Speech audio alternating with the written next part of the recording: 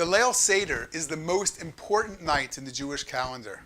So much so that when the Vizhnitzer Rebbe came to Eretz Yisrael on Aliyah, and he heard the most secular of Israelis say, Hakol B'Seder, he chuckled and said, little did they realize that Hakol B'Seder, everything is in the Seder night. One of the most important parts of the Seder are the questions of the four sons, and the question of the wise son. The wise son asks, what are all of these laws and judgments and mitzvot of the night? And we answer him, Kehilchot HaPesach, like the laws of Pesach, and we tell them that you're not allowed to eat anything after the Afikomen. Is this such a wise question? What are all of these things? What is everything you're doing? And secondly, do we answer his question even by telling him that you don't eat after the Afikomen? Rav Kook says that the wise son's question is in fact very wise, and our answer does hit the nail on the head. Pesach, the night of the Seder, is not simply a commemoration of the going out of Egypt. It is actually a renewal of the connection that started when the Jewish people were brought out of Mitzrayim. And this is why we say in the Haggadah, Chayev Adam lirot et atzmo kiluhu yatsa miMitzrayim. A person has to look as if he went out of Egypt and is living today from that Exodus.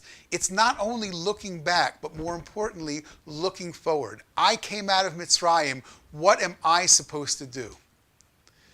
The Pesach night should be a night to remember. A night to remember requires small details, every little aspect. For instance, when a couple gets married, they could simply give a ring under a chuppah with two witnesses and be married according to law.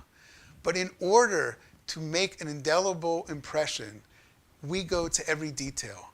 The napkins, the flowers, the china, the whole atmosphere of the wedding, so that when they look back, it was in fact a night to remember. They will cherish that special day that began their life. So too at the Seder. Everything we do at the Seder has to leave the taste of Pesach in the mouth of our children. And that's why we say, Kehilchot HaPesach, like the laws of Pesach. Just like the laws of Pesach are intricate and detailed, so too our Seder should be intricate and detailed. The Afikomen is the last part of the Pesach. We're not supposed to eat anything after the Afikomen so that we leave the taste of the Seder. We leave the inspiration, the motivation, that renewal in our mouth that will bring us not only through the Yom Tov of Pesach, but through the entire year. Warmest wishes for Chag Kosher V'Sameach, and may you in fact make this year's Seder a night to remember.